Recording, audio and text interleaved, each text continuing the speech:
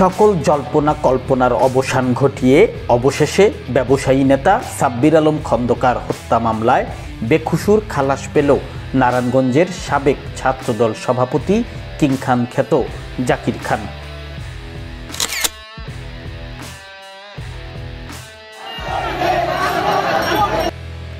ওই মামলার রায় শুনানি এবং কোর্টে জাকির খানকে আনা হবে এমন খবর পেয়ে ৭ জানুয়ারি সকাল থেকেই নারায়ণগঞ্জ কোর্ট প্রাঙ্গণে জাকির খানের কর্মী সমর্থক ও বিএনপি নেতাকর্মীদের একের পর এক মিছিল আসতে থাকে।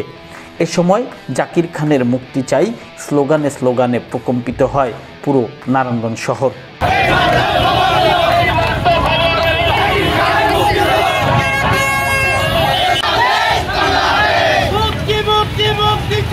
সকল নেতাকর্মীদের অপেক্ষা কখন আনা হবে তাদের প্রিয় নেতা জাকির খানকে।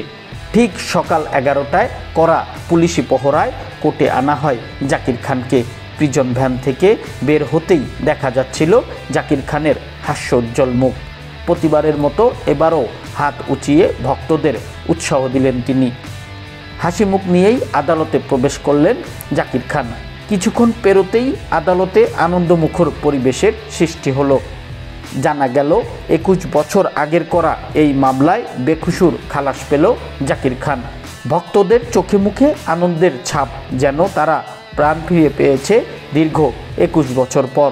অনেকেই মহান আল্লাহর নিকট কৃতজ্ঞতা জ্ঞাপনের পাশাপাশি করেছে আনন্দ মিছিল। খালাসের পর এবার জাকির খানের মুক্তির অপেক্ষায় কর্মী সমর্থক ও নেতাকর্মীরা।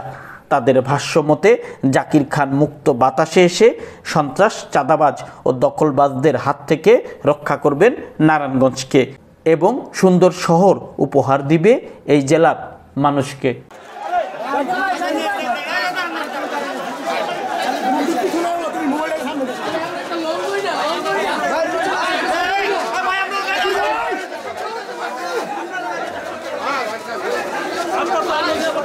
ঠিক আছে,